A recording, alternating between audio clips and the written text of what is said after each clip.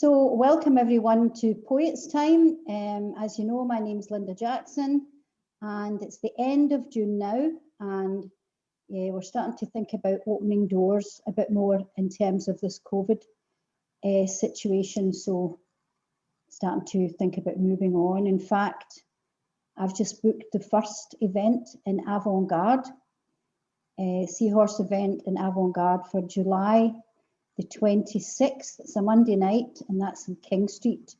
So look at the Facebook page, Seahorse Publications Group Facebook page, and see details, and I hope you'll come along to the event and you will hear hopefully this man I have with me.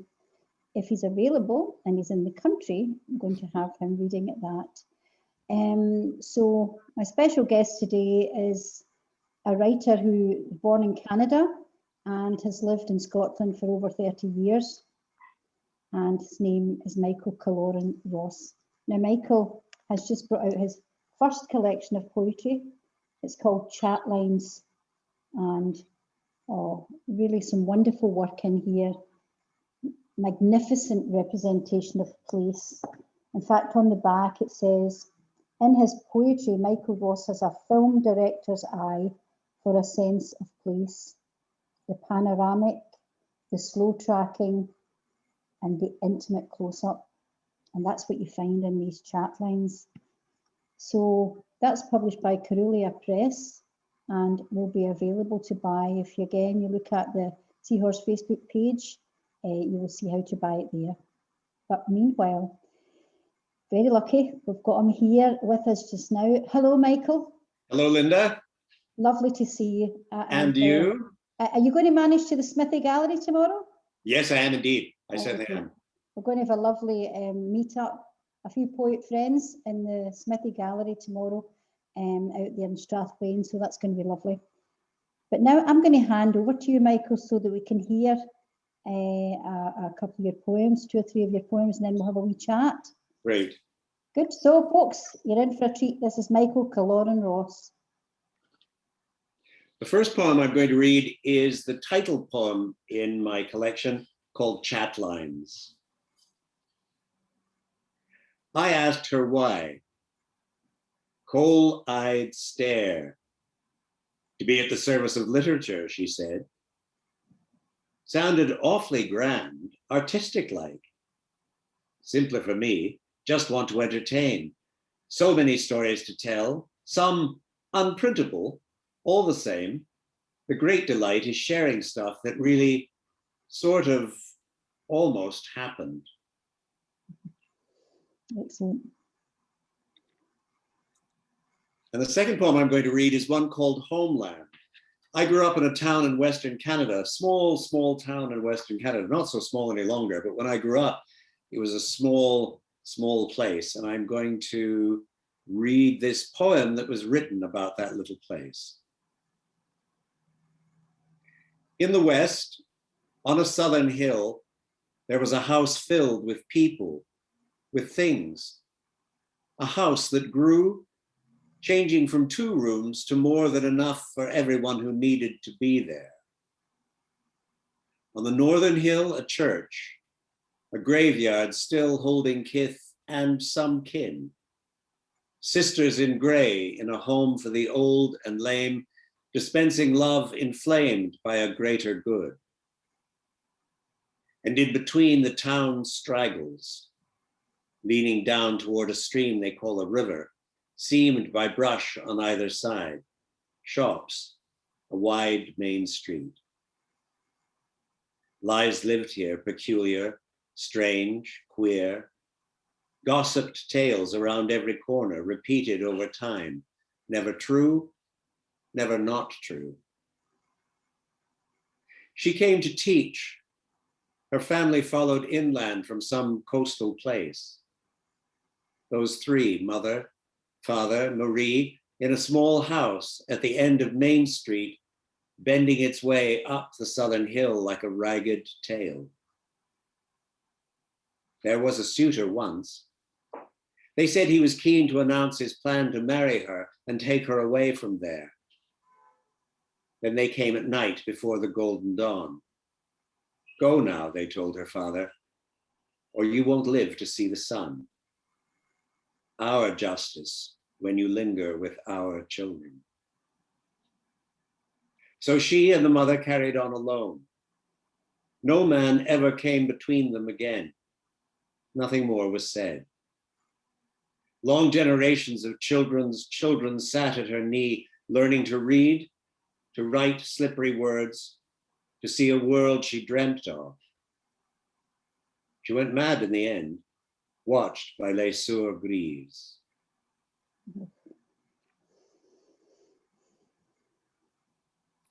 And the third one I'll read, Linda, is one called Mrs. U. And this is dedicated, this is the honest to God truth. My very first piano teacher was a woman called Mrs. Upright. I kid you not. Mrs. U. My mother decided that piano lessons were the way forward.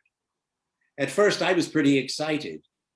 When the big day came, finding middle C was a kind of revelation, an invitation to a new world of squiggly lines, something else to read. Baseball was clearly not for me, and I seemed to fail at most other physical exploits deemed suitable for an 8-year-old boy.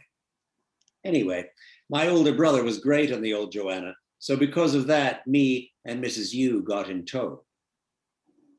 She had a big, grand piano, shiny and black, draped across her living room like some kind of curvy-shaped cougar, about as friendly as a big hungry cat at feeding time. It wasn't long before I was lunch, needing some protection from those big white teeth. I hated the practice, and I couldn't sight read to save myself. Mrs. U saw the piano as a mission. Try as she might, she didn't manage to convert me, so she took to shouting instead like nobody. Once she threw a pencil across the rug. The thing bounced in perfect arcs, ended up dug into her clean white wall. Funniest thing I ever saw. I laughed so hard, snot came out of my nose. My mother's bourgeois ambitions ended that day. Mrs. U showed me the door, told me to take up tennis or something, anything, and leave the piano alone.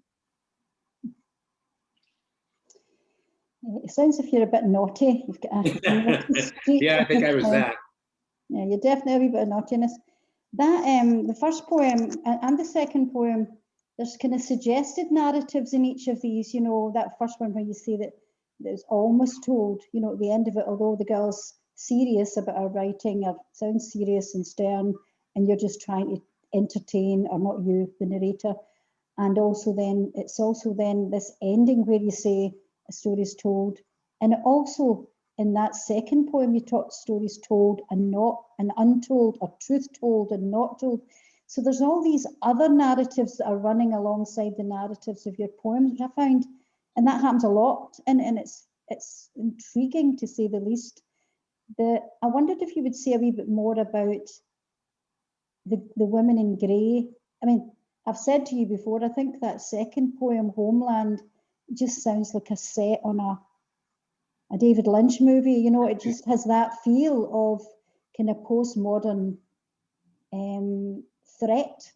So, you know, there's a threat laced through just by the way you depict the place. So I wondered if you think that was a place that you saw in your mind, or is it a place that you remember? And could you tell us a bit more about it? Especially the women in grey. Certainly. Well, look, two things. In Homeland, that's the place I grew up in. It's a place called St. Albert. And when I grew up, it really was a tiny little town with one main street. And in fact, my mother had gone there to teach in 1937, and there were Native Canadian people living in teepees. It was a really, really backwoods kind of place. By the time I grew up, it was, you know, it was a little more sophisticated, but not very much. And I suppose there always was a sense of things happening somewhere just slightly out of touch that I didn't know quite what was going on. I was a child, of course. And so there were kind of things happening somewhere out there that I didn't fully understand. And I think what goes through this collection of poetry also is the sense of memory. These are remembered tales. And memory, as we know, is not very precise. And we can often misremember or add details or change our memories in one way or another. So what is true and what isn't true is sometimes hard to tell. Now, les Soeurs Grises were, in fact, an order of Roman Catholic nuns who ran a nursing home. It was a place that had all kinds of waifs and strays and really unfortunate people in it. And my involvement with that place is that my older brother and I had a paper round. So we delivered papers in this place. And I was a child wandering in and out in these rooms with people who were very unwell, seeing all kinds of things that nowadays a child would not be anywhere near allowed anywhere, within touching distance of a place like that. But in those days, things were just very relaxed. You just walked in the door and delivered the newspapers and tried to stay out of the way. But as a child, you absorbed all of that and saw all of these most extraordinary things going on around. And you were never, I'm just going to ask you to move so you don't have that light. See if you just, right, sorry. That's perfect. It's just so that light, it just kind of cutting some of your face. Yeah. And you never felt afraid, because the way it's depicted, and also then it goes on to sit in a threatening situation with someone that had to be pushed out of town. Was that an imaginary thing or? No, that's absolutely true. The woman I talk about was a woman who taught with my mother. And I knew this woman very well. And she did, in fact, dement at the end of her life. And she was a very well-respected school teacher. And I didn't know that story about her father, which is absolutely true, until I was much older. And my mother once told me in passing that had occurred. And that was that kind of rough justice in the Wild West of Alberta. That's how things happened. Whether the man had actually ever done anything or not, God knows, but someone believed he had, and that was enough. And so he was told, you will leave before the sun comes up or you won't live. That's the end of the story. And then that's the kind of place it was.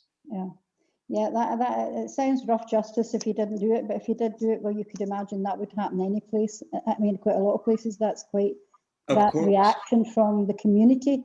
Yeah. Did you feel a strong sense of community where you lived at that time? Huge sense of community. One of the poems in the collection that I'm not going to read, but it's called 100 Eyes. And it was like growing up with thousands of parents, because everywhere you went, everybody knew who you were. My father had been the mayor of the town, and my father was at one point the biggest employer.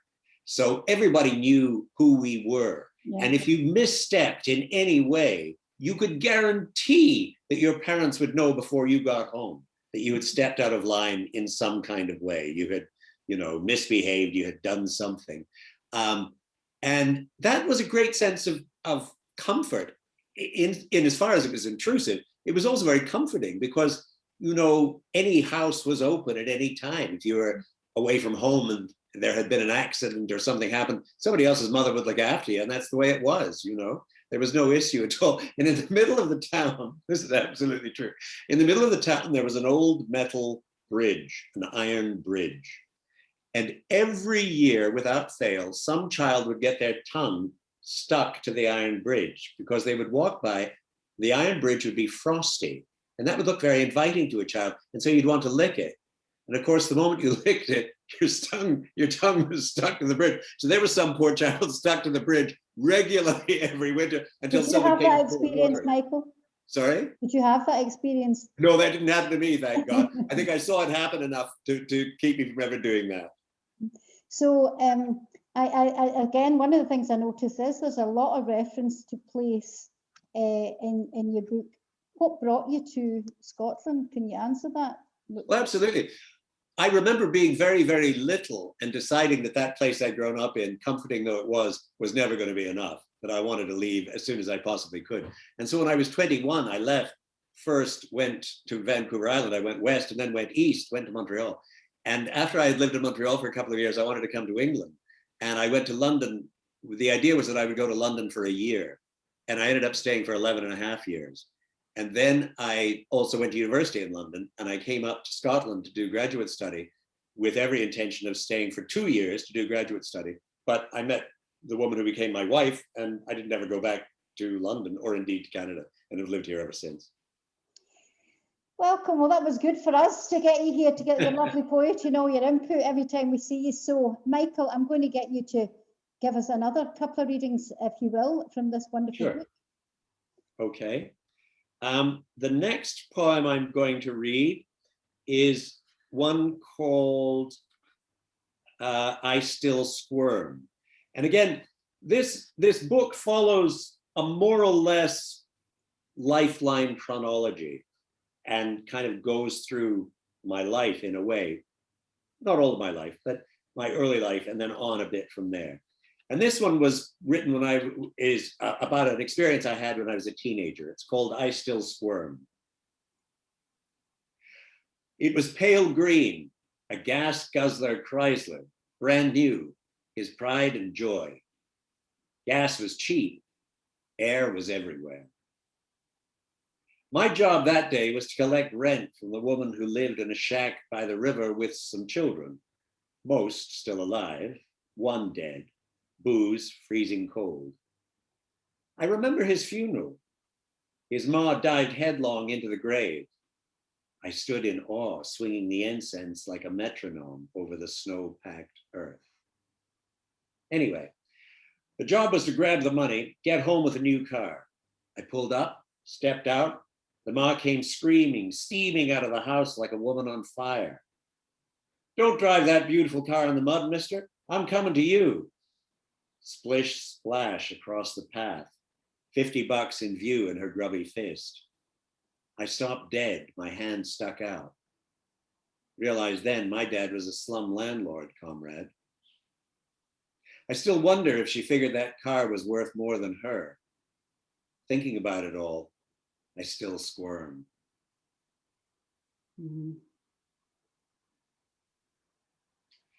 And the next poem I'm going to read is called Sleepy Glances. And this was written about my wife and I on a return trip from Arran. We had to get up early, wayward weather forcing us to cross at first light. Sleepy glances over the morning news. The world rumbles along, hurly-burly, our absence unnoted, it seems. Home again, eyes closing as we sit sipping tea, deciding we are fit only for a nap.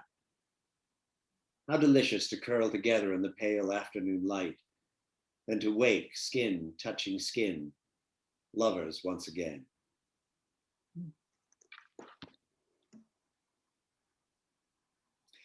And the final poem I'm going to read is one called Capri. And again, this was being on the island of Capri on two occasions, once before our children were born, so maybe second, third year of marriage. And it then goes on to last summer. When the boat landed, we couldn't remember where to go. It was so long since we had been there. Was it our second, maybe third summer break, long before children? Each centissimo counted. We joined a tour with a man called Sandro, who led us with a red flag on a stick. I remembered walking up a long, hot hill, you shining in the sun. At home, your bones finely warm, you said, your skin fragrant, soft to touch. When we saw that hotel, we thought we had arrived in some mythical place. Tiled white marble floor, gold chandelier with myriads of tiny glass beads singing, white shimmering gauze curtains dancing in the breeze against gold lacquered chair legs. A blue pool glimpsed in a cultivated garden of bountiful colors through an open glass door. This time we walked too far. Confused, we ascended too high until we sensed our error and descended in haste down vertiginous steps. I had to run ahead. If I stopped, I'd throw myself over the edge, I thought. You calmly made your way, deliberate, careful. We found that place again. You ordered for us. We sat inside. Enough of sun, you said. I'm warm now. Ice cold drinks, crusty bread. Nothing much changed. Tiled floor, white. Chandelier. curtain dancing slowly in the cool afternoon air. Beautiful poem of love. And an interesting look at love. For me, when you get to that part, get that light out your face, Michael. Oh, sorry, yeah. Yeah, it's just, I don't want you to be shining as if you've got the orb coming out. It wouldn't be good. So no, I just think the love that comes out in that. And what's very interesting for me was the chandelier, and the whole place, once you get there, almost becomes like a kind of metaphor for your excess, and this woman seems to pull everything back down. That's the feeling I got of that, that Sure. You could just keep running and you're going up too high. And, this feeling that the whole thing is just like a personality. And then the woman kind of takes control, orders food, slows it all down. Everything's okay, Michael. It's beautiful. And that's how I felt, that exuberance and almost excess of being there for you. You could just jump over the edge and, just keep going, and she slows it all down. It's absolutely lovely and goes so well. Again, another boat, presumably coming back from Arran, boat to Capri, boat to Arran. And again, in this poem, The Sleepy Glances, time is the big thing. And it's like the way time is measured out in the relationship beautifully, the first visit before your kids, and then this return visit, and then when you do the one from Arran, it's the day. It's not a big period of time, it's just the day, getting up early, morning sleepiness, the glances across the table, that everydayness of it, beautiful. And then, cup of tea, nothing wild, too tired for anything, but wake up as lovers. It's just, I hope these have been gifted to that woman, because it sounds as if you've been gifted often, just with a real. That is the case. Or she's been gifted to me. That's the case. Yes. Absolutely. Yeah, and I think, well, probably lots of ways to be gifting to one another, but certainly I kind of know you, and that I got all that Michael exuberance, getting just, come on, back down, just very gently over the way the food was ordered and everything, and then enough now, son, enough, but it's everything absolutely wonderful. And then the first poem was electrifying in that awareness from this young lad, and it's brutal, it's really brutal the way you're describing picking up the $50 and the recognition, even you getting that task of going and collecting the rent, and the language you use is quite gallous and quite harsh as the situation is. And then when you say the poor woman doesn't want the car to, she will slap through the mud to hand you the money rather than you. So it's that kind of almost acceptance of the hierarchy and her being so low down in it, it's a brilliant poem just for showing that, but also good grace to the young lad who realised there's something profoundly wrong with this situation, and then looking a bit negatively on his father's role that he maybe never thought about before, and that slum landlord expression just, yeah. Did you ever talk to your dad about that? No, not directly. I mean, again, my dad, he was a businessman, and he owned bits of land, and he owned a trucking company where he transported oil equipment and all that kind of stuff. And he just had these odd little shacks that he rented out. And I don't think, I suspect if asked, he would have thought that he was giving people a roof over their heads, and that would have been the end of the story, and he wouldn't have been much concerned about it beyond that.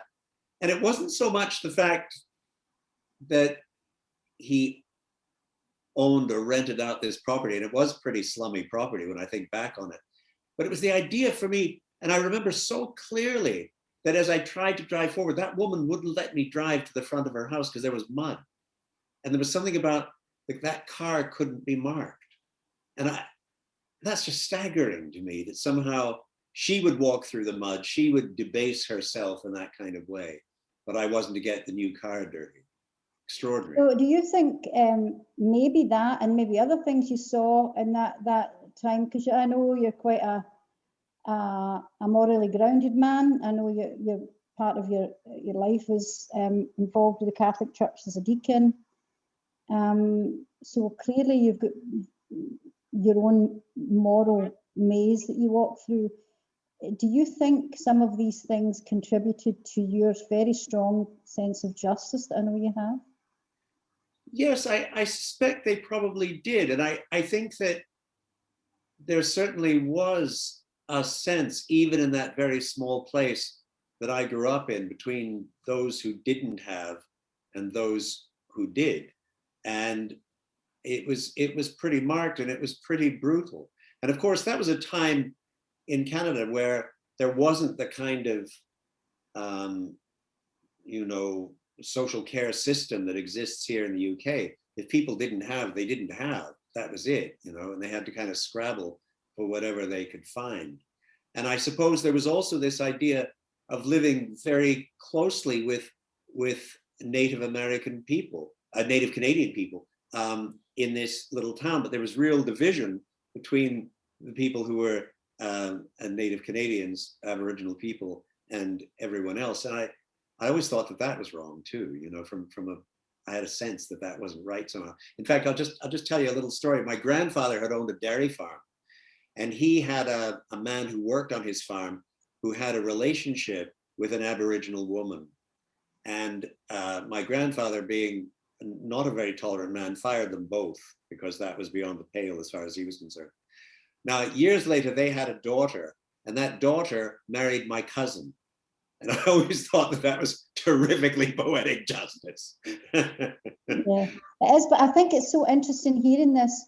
And then when you were talking earlier about the community of the place, and all these people that would let you come in their house, and these people that would keep an eye on you, I'm quite sure if you did anything wrong, it wouldn't have been that woman that offered you the $50 coming through the mud that would have told on you. The community is only a community by what you're saying. Up to a point, it can only be inclusive of certain people. Would you say that? Yeah, absolutely. But also, again, when I grew up, there was the place was kind of becoming gentrified, and there were new houses being built and stuff. And there was a street just across from where we lived. And in the middle of that street was a log cabin owned by an Aboriginal family. And they refused to sell. And of course, they couldn't be forced to sell. It was their land. But it was considered an eyesore in the community. And my parents, must be said, were very much, they were there first. Let everybody else suffer. If they don't like it, tough, move. Because they were there. And that was the end of the story. But it was an honest to God log cabin with mud in the cracks and stuff. And I knew that family really well. And I was in and out of their house all the time. Good. So they sound quite senior, if you know what I mean, quite an established, because even within the Indigenous communities, there will be these hierarchies. Absolutely, absolutely. So they're not the mud hut shack women. Yeah, they're kind of they're a step above that. Yeah. It's horrific, isn't it, the way the thing goes with them that way? Absolutely. But I found this whole collection, Michael, really, some of the poems I had read before, and others I was kind of coming back onto, and some I think I haven't seen before. But how do you feel about getting your first poetry collection out? How does it feel to look at it? Well, I was, of course, I suspect everybody is delighted when they finally hold it in their hands, when you actually see it. And I was delighted by that. And my family and friends have all been, and you indeed, have been very encouraging about it. So it's great. I'm delighted that it's here. I'm delighted that it's done. Good. Well, I'm going to encourage everyone on my Facebook page. Do you do Facebook, Michael? I don't think. No, I don't, unfortunately, no. Okay, so I'm going to use my Facebook page, Seahorse Publications Facebook, and give you ways that you can buy this book of Michael Killoran Ross.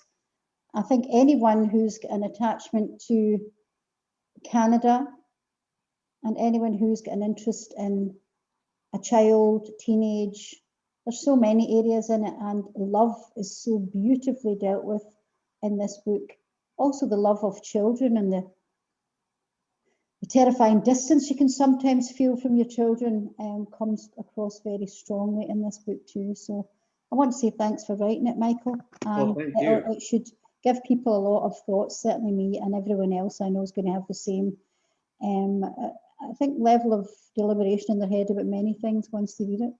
Thank you very much, Linda. And thank you for your support in doing this. It was your publishing class. It's your fault. It was your publishing class that made it all possible. Not at all. It's Michael Killoran Ross that made it possible, and your histories and your memories. So thanks very much for being on Poets Time. Good luck with the book, Michael, and Thank you. carry on with your writing.